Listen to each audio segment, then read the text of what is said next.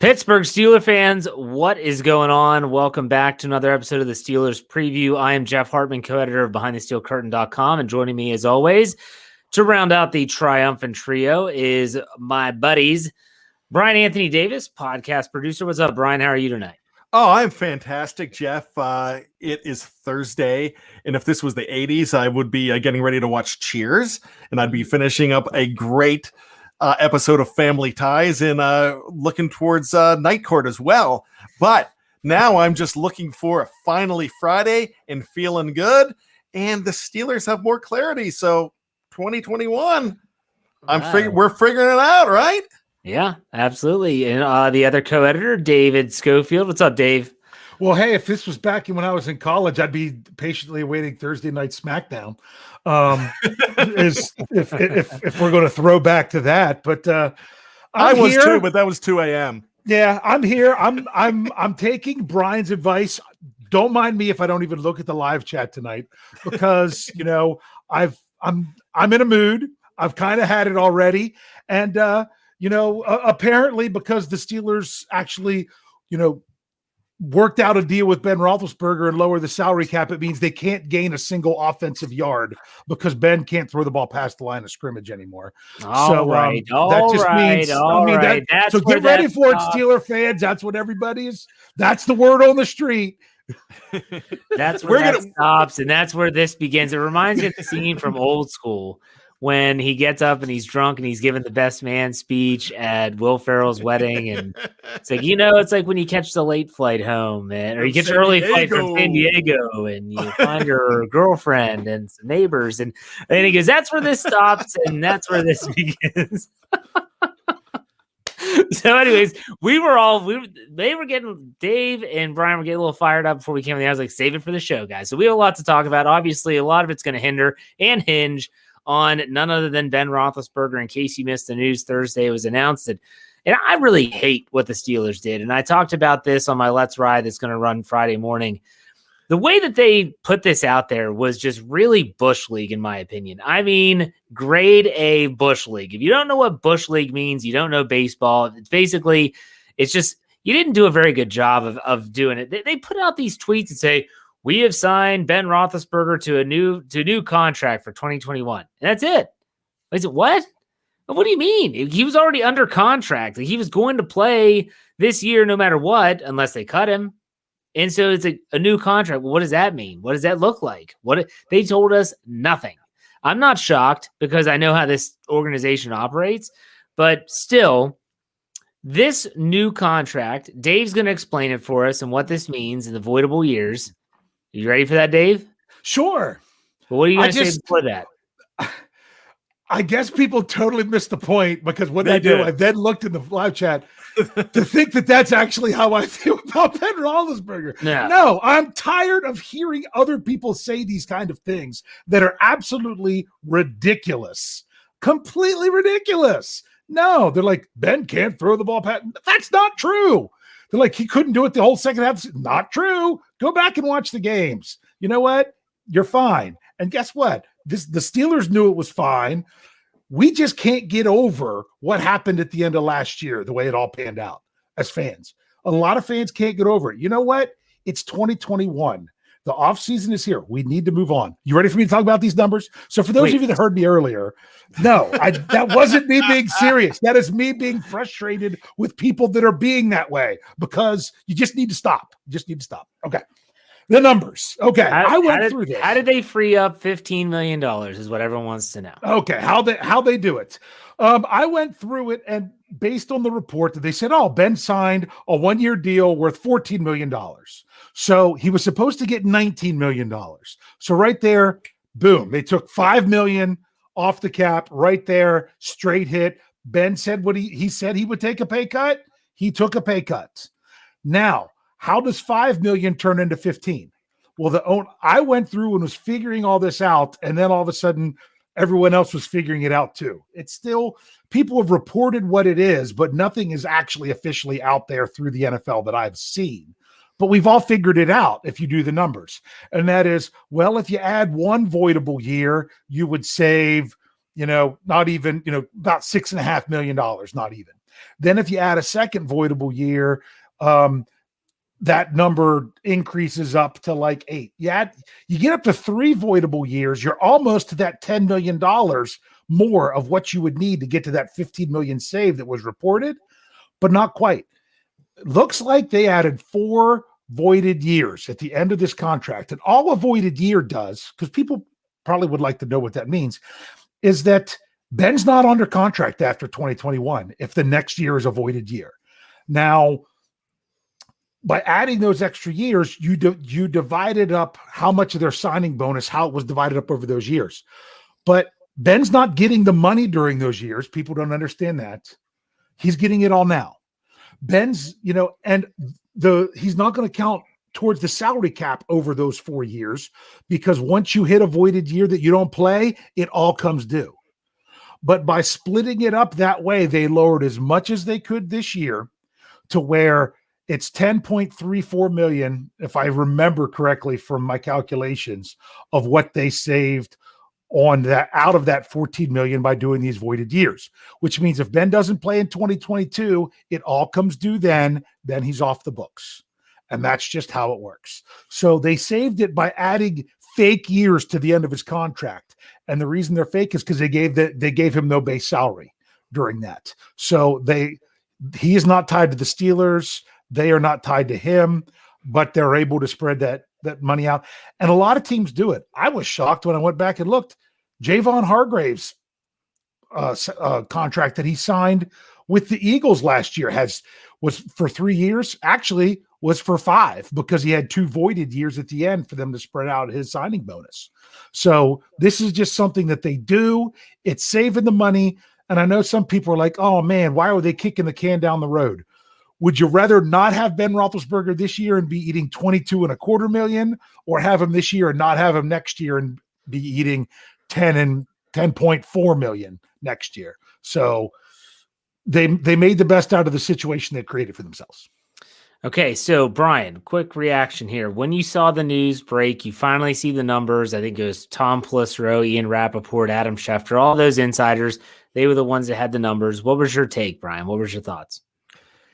My immediate thought was, all right, they got it done. They've got a quarterback next year, and they're getting some cap relief where they could make some room to do more things possibly, or to get just under that number. I'm still a little thick with this whole thing.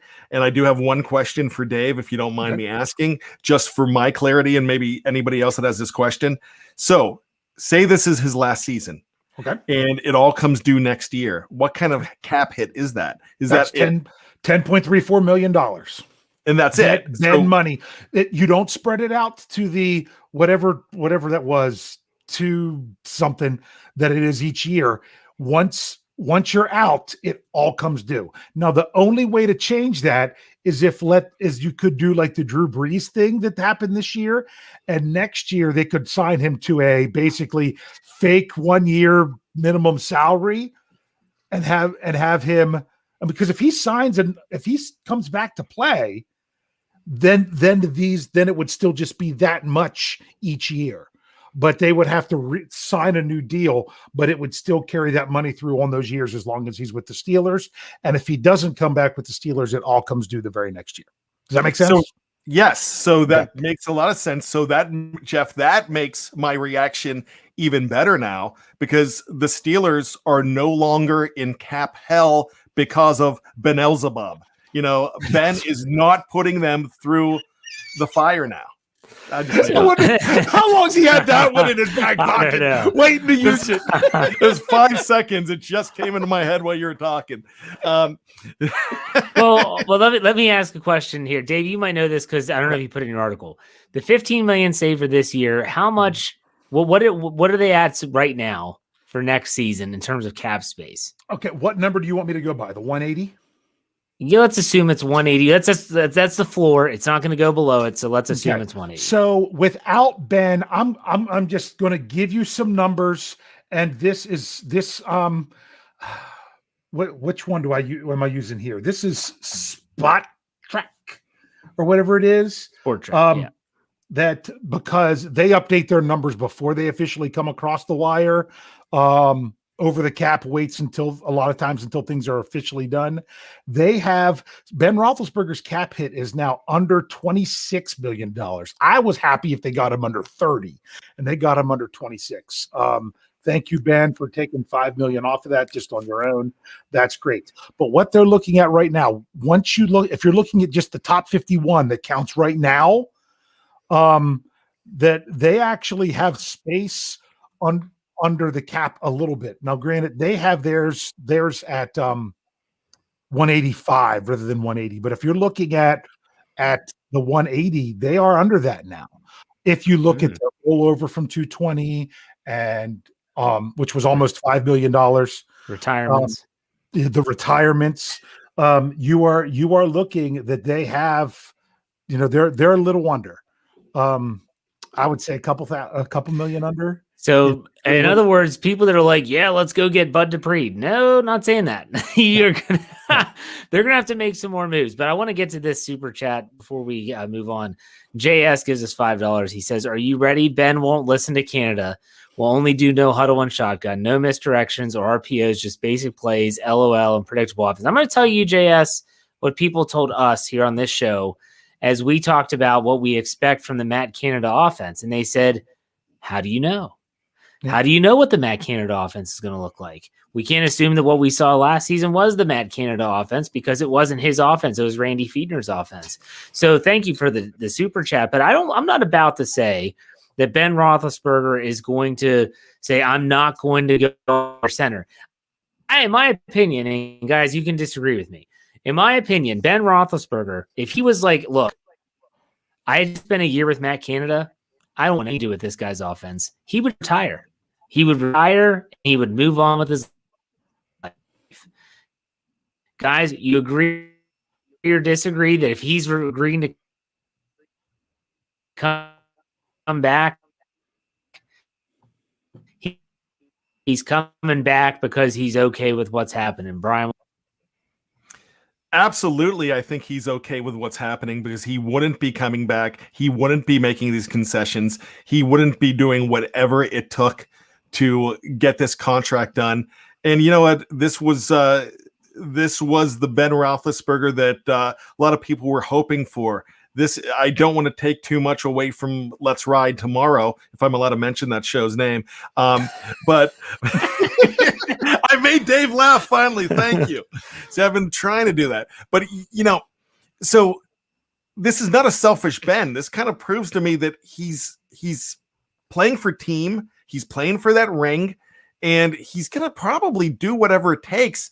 It's because this is showing that it's the end of the road for him. So when you have if you want to do the concert shirt farewell tour, last year was the comeback tour. This is probably the farewell tour, or at least the start of it.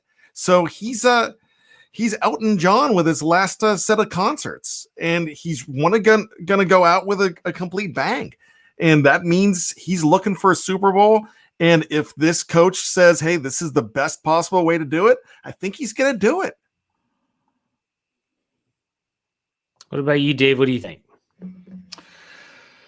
I'm sorry. I was trying to shore up those numbers for you with the salary cap and bring in other stuff. Hey, and you know what? Over the cap actually has the Ben Roethlisberger new contract of what it's reported. And therefore, with them having it set at just over $180 million, it's that they have the Steelers around $3.5 million under the cap when you're looking at just the top 51. So I just wanted to throw that back in there. But when you come, Bryan, I really like what Bryan said. I mean, you're not going to you can bring Ben Roethlisberger back knowing what he can and can't do, but you can't bring him back if you believe that he's going to do none of the stuff that your new offensive coordinator is going to do. You just can't make both of those moves in the same year. Now, one thing that I brought up with our staff and everything is like, well, is Ben the best fit for what Canada wants to do? I don't think he is. I don't think any of us think he is. But he's still Benjamin Todd Roethlisberger, who we missed it 2 days ago. Happy birthday. He's 39 now. Yep. But at the same time, do you really want to have to try to replace everything all in 1 year? Like, are you going to have to replace what you need your offensive line to do, what you need your receivers to do? I don't think they're going to replace a lot there. What you need your running backs to do, what you might need your tight ends to do, everything in this offense. If you can't replace it all in 1 year, why not have your veteran quarterback that does so much above the neck be the guy that sticks around unless you really have a better plan otherwise? So that's just me. When you say that, and this is just a quick sidebar, it makes me realize that if they're all in on Matt Canada, they better be all in on Matt Canada. Because if you're going to start like drafting players that are specific to his scheme, you better be prepared. Like, you don't want this to be a Chip Kelly type thing where all of a sudden 3 years down the road, you're like, this isn't working out. And then you have all these players on the roster that were drafted for a specific reason. Yeah. All right, we had $3.16. I think that's Renee Lopez says Bigger Than Ben documentary showed who he is now. I thought the documentary was very well done. I will put it that way. We'll leave it at that. Yeah. Let's get to the title of this podcast, which is, does the Roethlisberger contract jeopardize the Steelers' future? Does the contract jeopardize the future? Bryan, what do you think? Now, I don't really think it does, because everything that we just talked about, we talked about Ben being willing to go all in for next year. To expound on that, also, Matt Canada, it sounds like, is going to be all in to do whatever he can to make it about Ben and the team as well, and to make both sides work. So is this going to jeopardize the future? No, it's not. It's going to put the future on hold. But when I was thinking about that title, jeopardizing the future means kicking the can down the road. But now, the way Dave explained it, if you're 10 and a couple million over without him next year, that's good dead money. That's dead money that you can deal with. You can't deal with 41, you can't deal with 23, but you can deal with 10. So it doesn't jeopardize the future. Now, when I say it puts the future on hold, it kind of does. Because remember, there's a wild card here that you're not thinking about. And I joked about this maybe in shows a couple weeks back, maybe 4 weeks ago, 3 weeks ago, when I was saying that Ben Roethlisberger is there might not be a such thing as a fake deal in Ben Roethlisberger's mind. If there's a chance to come back, he's probably coming back. Remember that joke I made about your college roommate that's sleeping on your couch, eating cereal out of the salad bowl, wearing out your Netflix, oogling your wife. That's Yeah, good. No, oogling like hi. I'm sorry. What is that? Four okay, I forgot it's Ben. Google me. Google. Yeah. I thought of a different. I thought of a different movie, but I'm not bringing that up. Okay.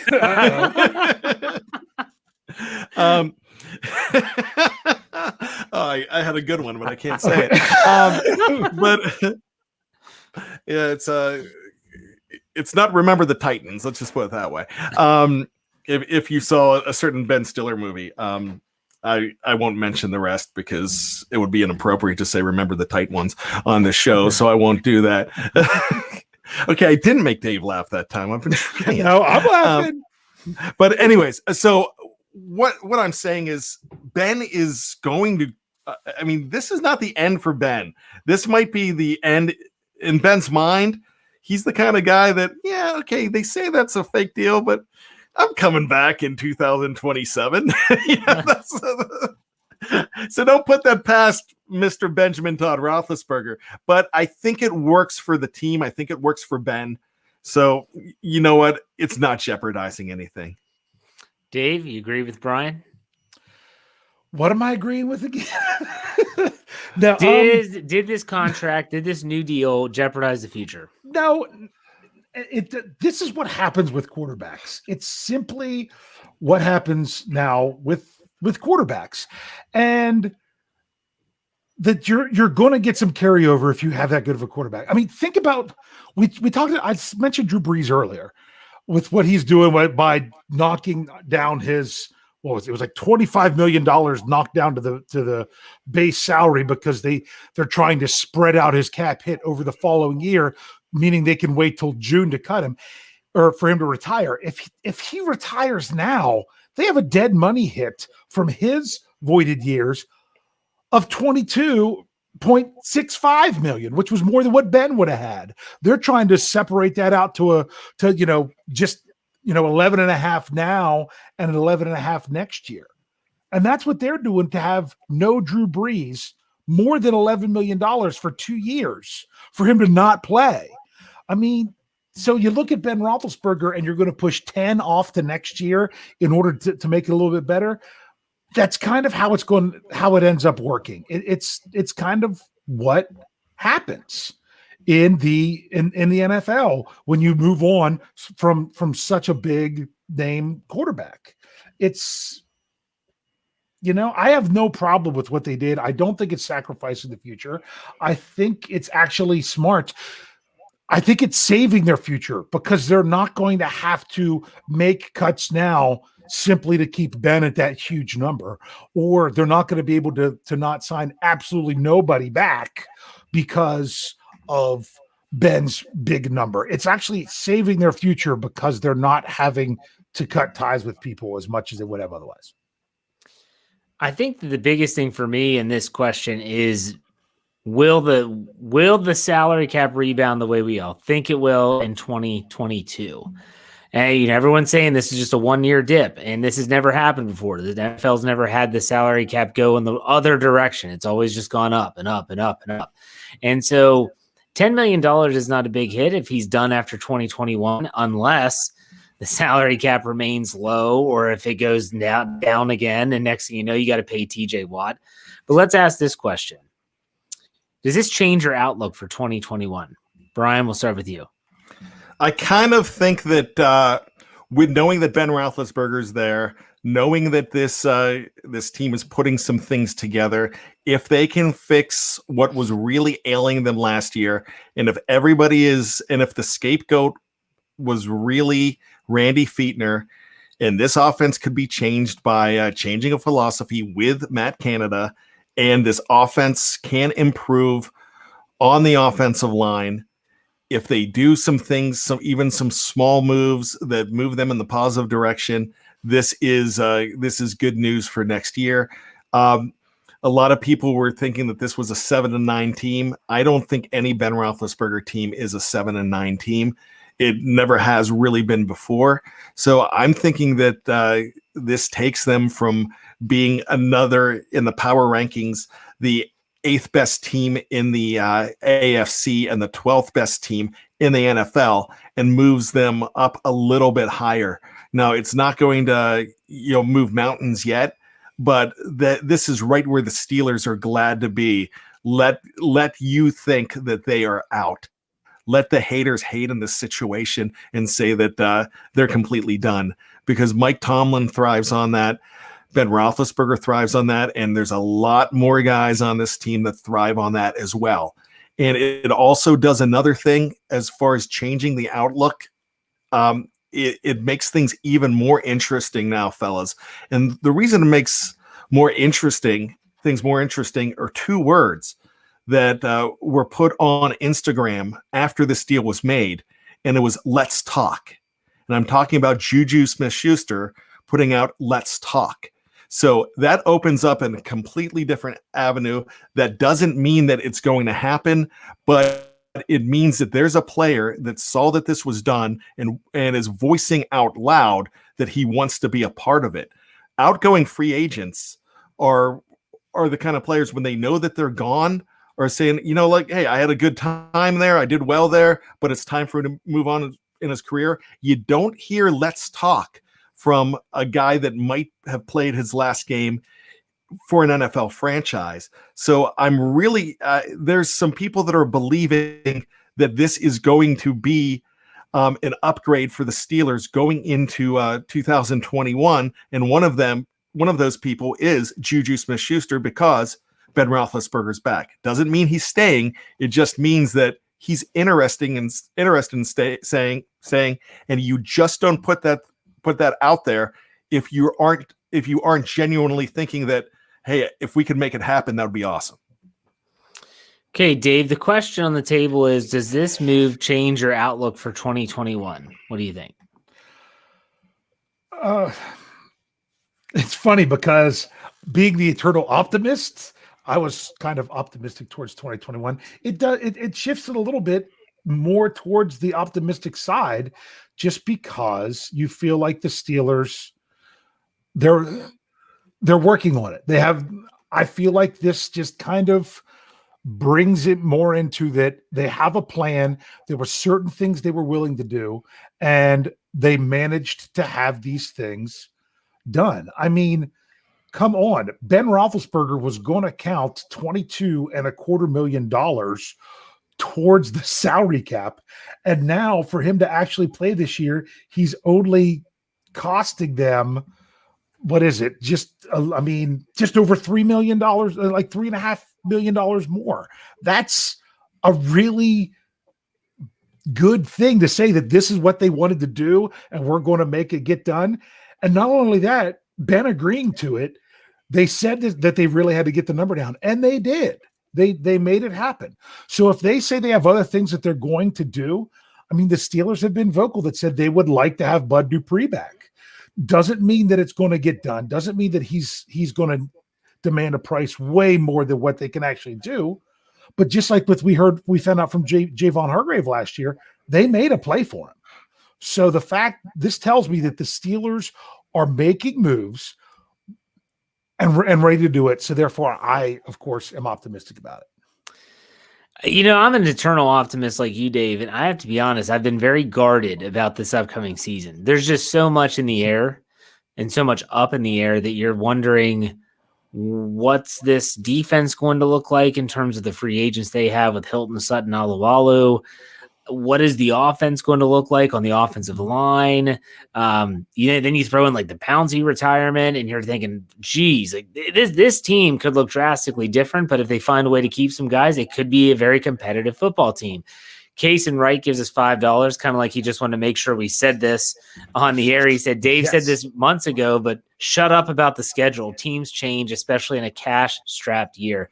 I can't stress enough that I think some Steeler fans literally thought that the Steelers had the worst cap situation in the NFL, and they didn't. Dave, didn't you do that? And they were 26th out of 32. Wasn't that the number? They might have been 27th. They were just out of the worst five at the time, but now they're way, way, way better than that once you take this into account. But I like what he was saying, because people were talking in the live chat about the Steelers having the hardest schedule next season. Yeah. And what it was that I had brought up was last year, they're supposed to, teams end up being better than what you think going in, and teams end up being worse than what you thought going in. I still look at it 2 years ago when Bryan and I went to what ended up being a Sunday night game playing the Buffalo Bills. That was supposed to be one of the Steelers' easiest games going into the season. And then the Bills were making a turnaround, and that was one of their more difficult games. Then at the same time, you look at other teams that you're like, oh, wow, they were really good last year.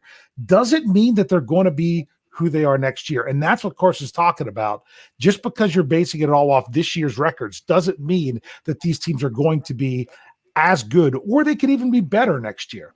But personally, I'd rather play a harder schedule than an easier schedule, just because I feel that the Steelers play up to competition, or up to the challenge more often than not. Bryan, do you want to comment on the schedule? Yeah, a couple things. 2008, they had the hardest schedule in years. In fact, that was the hardest schedule since 1974. 1974 was the year they first won the Super Bowl. They won the Super Bowl with a very hard schedule in 2008 as well. And they played juggernaut teams, and they ended up, once again, going all the way, and they looked pretty good doing it. Now, I really want to piggyback off of what Dave said, because I love how he said it. If you look at last year's schedule, when you looked at them having to play the Cowboys in the middle of the season, a lot of people at the beginning of the year was calling that a loss, because they figured, and especially when Dak Prescott started off with a fantastic season. He was amazing. Those first 4 games of the year, he goes down. All of a sudden, even though they did struggle in that game, they were definitely favored going into that game.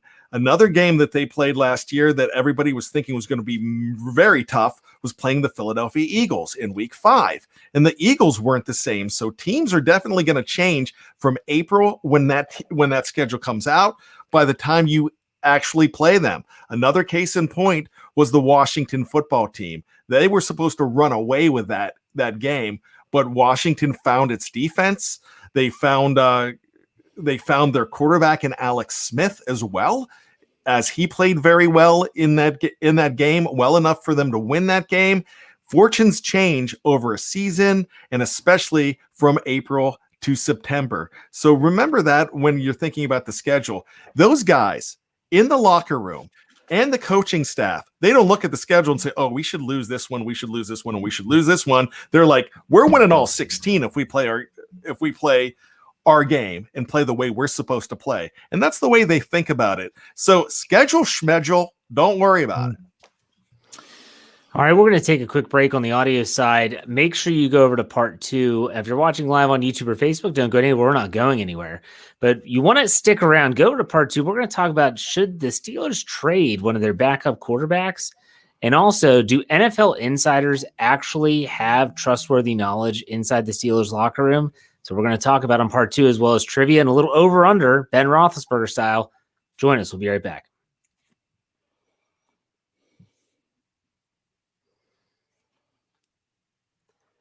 All right, Pittsburgh Steelers fans, welcome back to the second part of the Steelers preview. I'm Jeff Hartman, co-editor of BehindTheSteelCurtain.com. Joining me, as always, Bryan Anthony Davis, our podcast producer, and the other co-editor, Dave Schofield. So one of our own, Mr. Peveril, Matty from Down Under, he gave us $2.99 in dingo dollars, and he said, and I have to put this up there because he gave us money, do we try trading Mason Rudolph to draft a younger project? Now, I got to say this, and Dave, I heard you mention it. I said this I've said it a million times in a bunch of shows, and it's anytime there's a trade, people always say this all the time, and I got on my Wednesday Let's Ride, I did the live on the Locker Room app, and it was a lot of fun.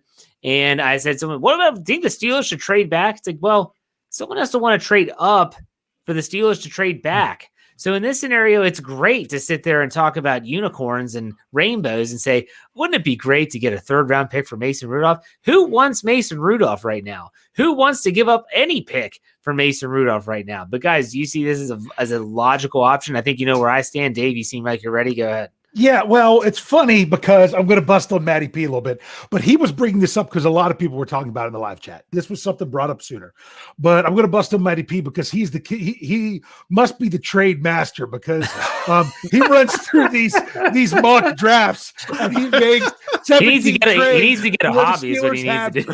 Have 24 draft picks because I keep trading back. Love you, Matty. I'm just busting on you because I can. I might be joining Matty P with the show here coming up soon. But my thing is remember last year when people were screaming about how the Steelers are being careless if they don't address the backup quarterback position?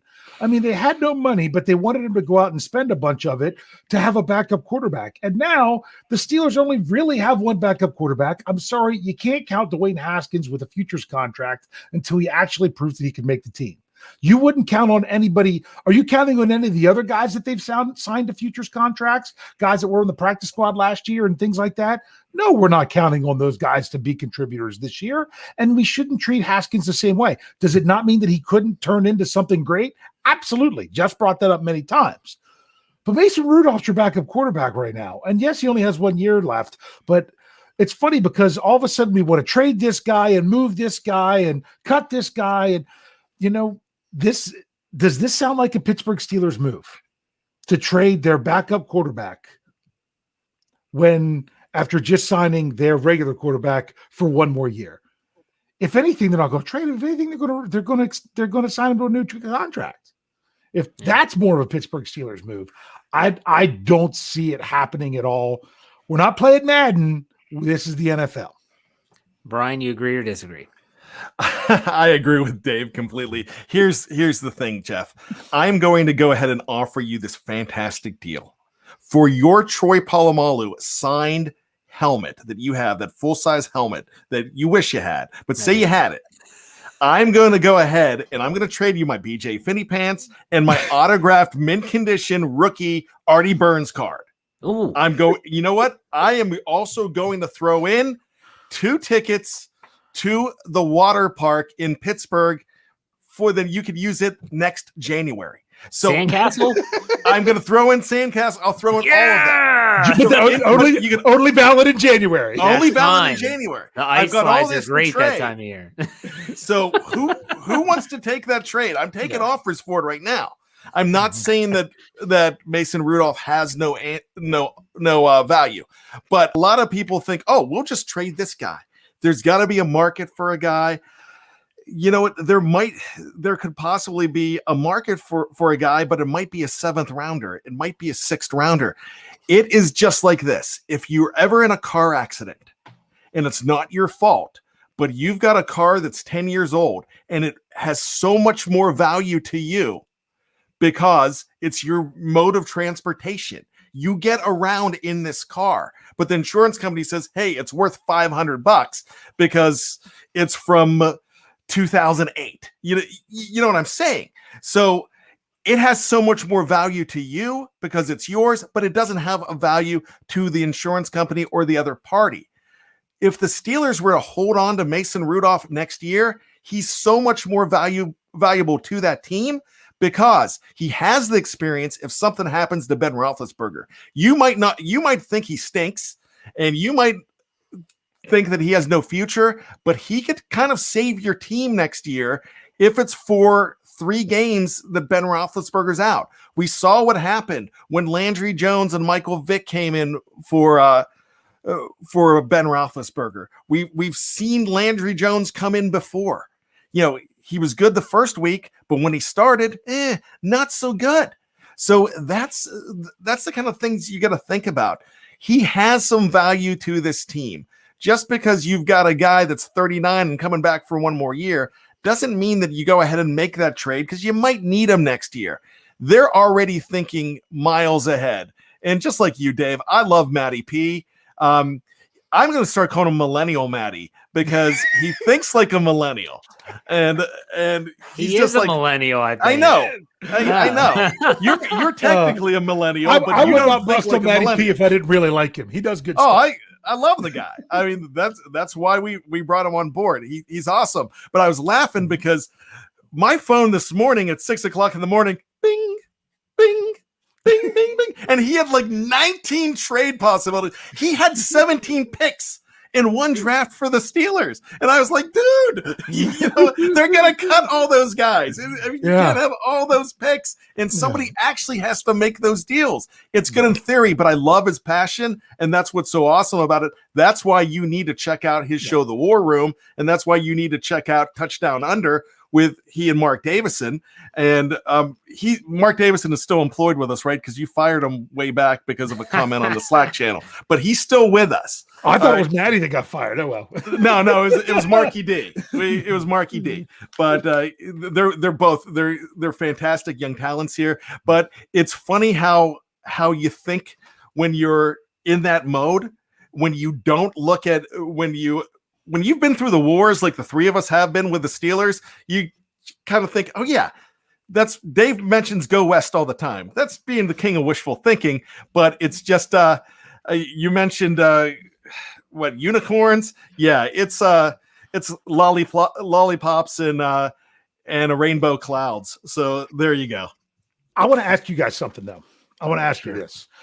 If let's say someone offers you, some people are like, oh, well, even if it's a 6th or 7th round pick, if someone offered you a 6th round pick, are you giving up having a backup quarterback just because you only have for 1 more year, that you go in with major questions of backup quarterback when people thought there was major questions last year, just so you can have a 6th round pick? No. I'm not doing that either. I'm not doing No. that either. I'm saying Mason Rudolph brings more value to have with this team, even if it's just for this 1 year, than what you would get from him. In my opinion, just to know that you have someone that's familiar with the system, that you know what you have in him, that you could then plug in if there's something that happens this year. I mean, let's not talk about the greatest 6th-round pick in Steelers history, which was none other than Mr. Colin Holba. So you could get one of them. Yes, I know Antonio Brown was drafted in this game. Okay. And so was Vinny Vidi Vici, but there's not many stories like those two guys. Yeah. Louis Damper gives us $4.99 since we're talking in these hypotheticals. This is a good comment here. He says, let's say Tomlin steps down, and he's not saying it's a Tomlin hater. He loves Tomlin. He said, Ben retires. So you just lost your coach and your quarterback. He says, what about Bieniemy and Trey Lance? Now, if you listen to my Let's Ride, you know who I like out of this quarterback class. Or other quarterback in 2022. Crazy, ? So, Brian, I'll let you go first here. You down with that? I'll be over you. You know I will. I'll pretend my ship's not sinking. I'm not going to go do the rest. Okay. But yeah, I love it. Yeah, I would bring guys like that in. I think a guy like Eric Bieniemy has a lot of value, but I'm just not thinking that way. Trey Lance, you have to make the Devin Bush deal if you want to make that happen. And he's going to have a lot more value than you think. I actually think that he is going to fly up the rankings, which I would not be shocked if you would see him in the top 6, the way he is flying up. And a guy like 3 in one mock draft. And a guy like Justin Fields, I kind of see him going in that opposite direction. So, I just don't think it's going to happen, but I'd take it. If this was if this is one where you could just make your team and you could just say, if this was your FanDuel lineup and you could throw a coach and you could just decide this is what I want. Yeah, it would be awesome. I would completely trust Trey Lance in the future. I'm drinking the Jeff Hartman made Kool-Aid on Trey Lance.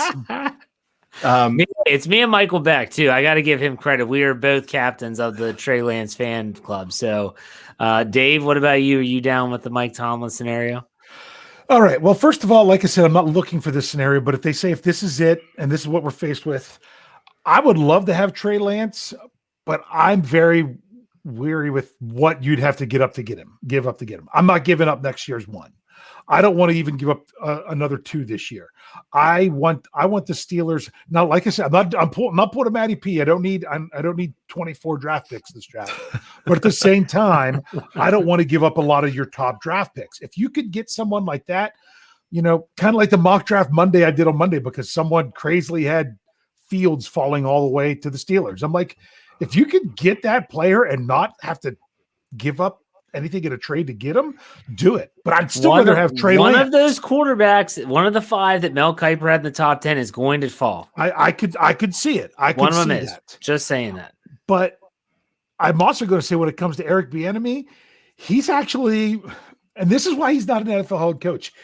If I had to hire a new head coach right now, he's my number 2 choice. Because my number 1, just because of the Steelers ties, I'm bringing in Byron Leftwich. I'm crazy to do that. I think Leftwich is going to be a guy that's going to be talked about as a head coach here very soon, and that's a guy that I would like to have as well. Nothing against Bieniemy. I just kind of like that fit there. But I'm not opposed to this. But if I'm a betting man, I'm not betting on either one of them. No, and again, I don't think you think about when Devin Bush that trade occurred. They moved up to 10. They moved up 10 spots. What they had to give up to get there. I think that if it's a quarterback, you might have to go a little bit higher. You're gonna have to pay a little bit more. So we'll see. We'll see how that goes. All right, let's talk about let's go to the next topic here. I definitely did this probably at the end of part 1, and that was about the NFL insiders. This stems from John Clayton, former ESPN. I don't think he's with ESPN anymore. I think he was one of the guys that got cut when they were basically just firing everybody up there in Bristol, Connecticut. And he's an NFL insider. We can call him that. And he came out and did an interview with someone and said that he could see the Steelers just flat out cutting Joe Hayden. And so Joe Hayden saw this tweet. And so he quote tweeted and said, I predict it's not going to happen. And so essentially, the question that we're going to ask here is these NFL insiders, whether it's Tom Pelissero, Ian Rappaport, Adam Schefter, you could throw in someone like John Clayton or Chris Mortensen.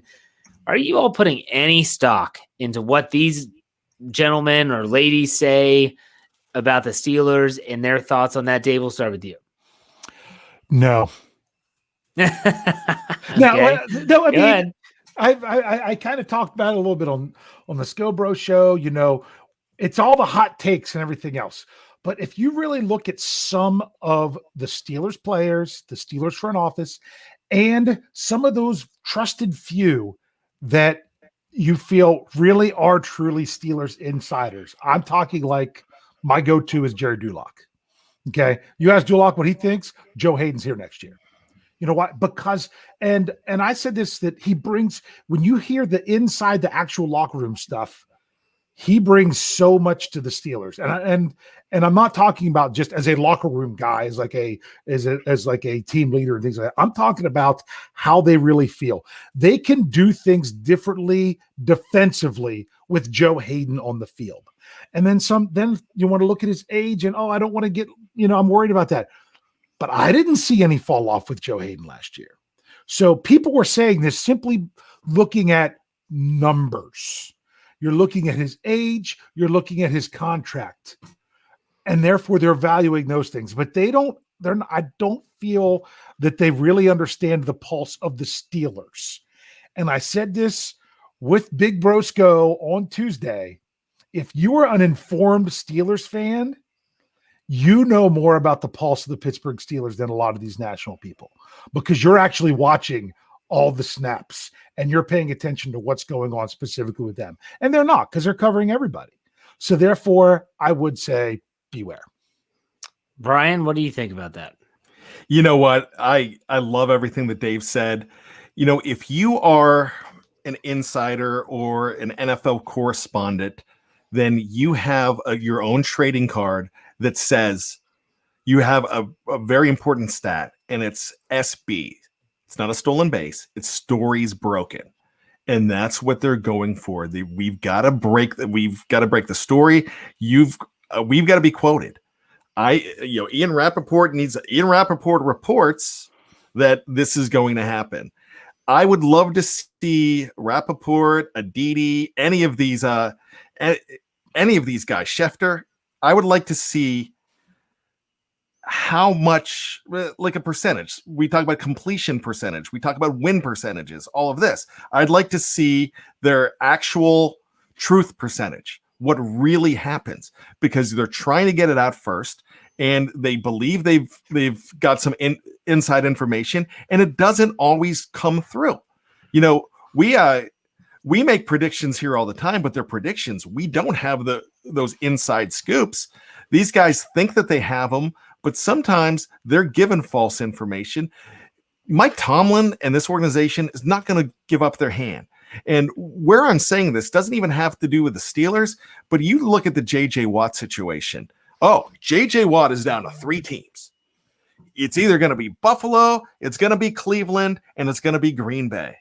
I don't think Arizona was ever mentioned in any of those. And when J.J. Watt comes and says, hey, I have not made my thoughts known to anybody. My people haven't said a thing.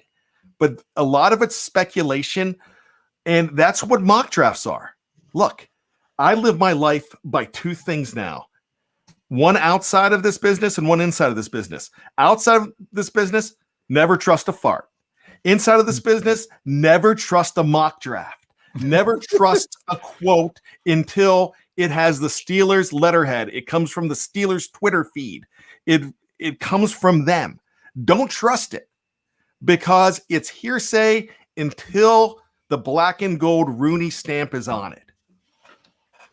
I agree. And Steel Dog 88 puts it best. I think he gives us $2. Says off-season insiders is made for TV talk. That's a good way of putting it. Great way of putting it. All right, let's play a little over-under here, and then we'll get to our trivia. This will be quick. We're going to do just three categories, all based around Ben Roethlisberger. So here we go. Ben Roethlisberger games played in 2021. Let's assume there are 17 games in the regular season. The over-under is set at 14.5. Bryan, what do you think? My original thought was to say 14, so I'm going to say 15 and say over. Okay. Dave? Now, you said with 17 game season? Yes. Okay, 14.5. Ooh, I'm going to say under. And honestly, I think if Ben, you have to think about this. I've thought about this some from last year. If Ben gets dinged up and actually misses a game or two, he might have been stronger at the end of the season. So I'm not thinking that it's the worst thing in the world if he has to miss a game or two. But at the same time, I'd really like to see him not have to get injured and deal with that. So, but I'm just going to say under just to do it. I'll say 14. I'm going to say over. I'm thinking around 15. You give or take one or two. All right, next. Ben Roethlisberger interceptions in 2021. Last season, he had 10. I'm going to set the line at 13.5. Bryan, what do you think? Over, under? I'm going to go under. I'm slightly under. I can see him around 12 or 13. All right, Dave? I'm going under. That's the number.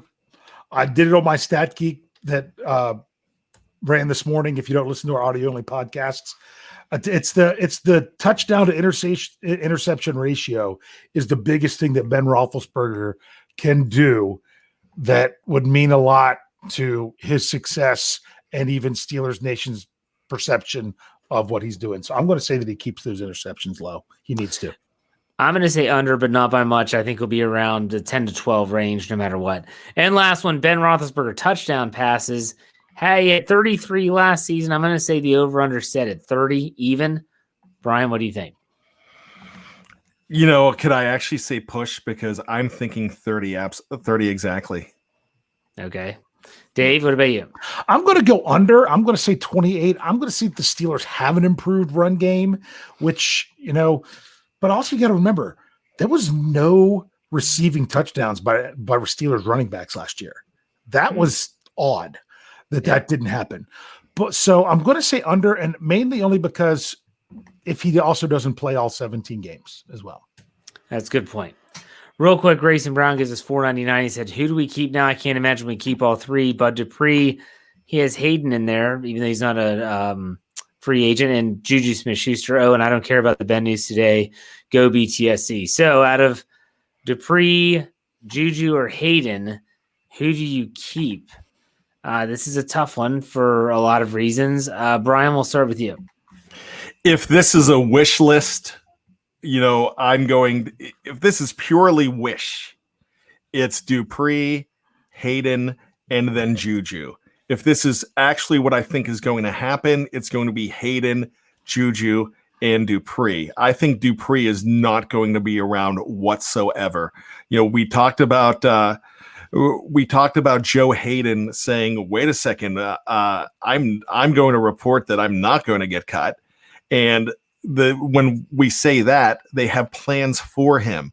So, and when you look at John Clayton, I believe it was John Clayton mentioned a long time back that Bud Dupree was going to probably have to take a 1-year, $10 million deal. And his response was like a very laughing emoji, if that's what them their kids are calling it these days, a laughing emoji, whatever. I don't do emojis like Jeff. Jeff lives through emojis. In fact, Jeff has his will and testament, official documents. He has emojis on him. He loves emojis. So it's much. Actually just emojis. You just have to know how to translate it. It's like a brand new national treasure with emojis. The cipher. You got to give me lemon juice in an air dryer or hot air. I mean, before the kids get dinner, they have to decipher the menu through emojis. But anyways, now I just don't think Bud's back. I think Hayden is definitely back, and I don't really think Juju's back, but I think Juju wants to come back, and I think they're going to have a conversation. Just like you talked about the conversation with Hargrave. I think there's going to be a conversation. I just don't think it's possible. All right, Dave, what are your thoughts on that quick? Hayden, definitely. Juju's the wild card.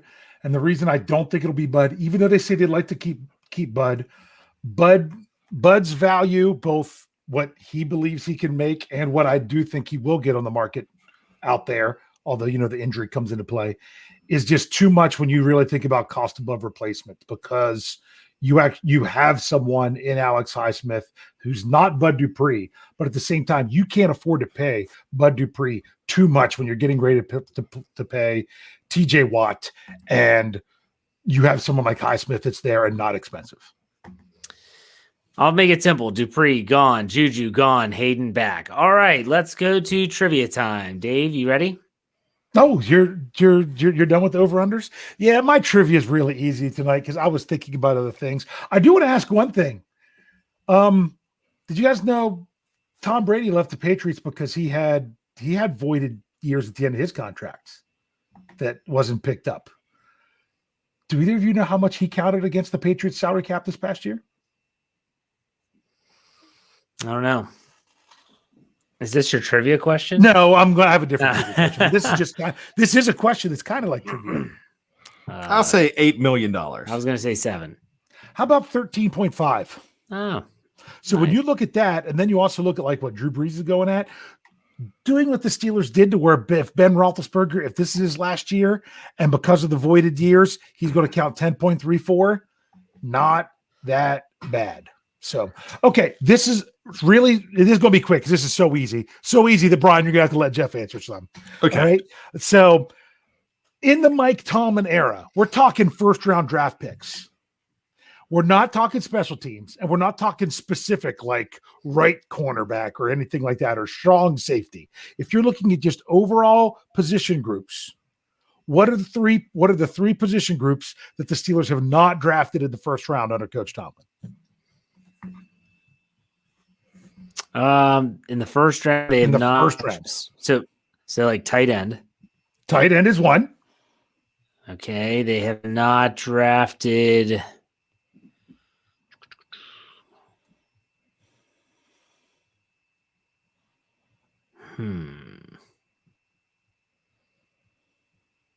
So you're saying like strong safety, free safety, like that would just be lumped into safeties. Okay. Bryan, you can chime in, Bryan, if you want to say one. I mean, would you count defensive tackle? Because Hayward was a defensive lineman, a defensive end. Defensive lineman. So, I mean, you got interior defensive linemen, you have edge rushers, you have linebackers, you have safeties, you have corners. They haven't taken an offensive tackle. That's offensive line. Oh, gosh. We're going to talk about, I said whole position group. Okay, you're right. You would look at a whole position group. I told you this. Quarterback. Yeah. And there's one more.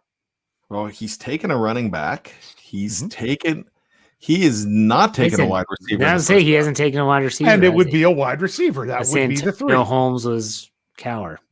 And notice they were all three on the same side of the ball.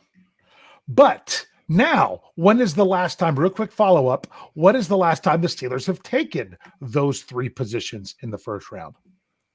Well, Roethlisberger in 2004. Roethlisberger 2004. Holmes in 2006. That's correct. And tight end would be Heath Miller in 2005. 2005. They're all three in a row. It went quarterback, tight end, wide receiver in 4, 5, and 6. They haven't been drafted in the first round since. And I'm going bold prediction. Don't think they're going to get drafted in the first round again this year. But that's just me.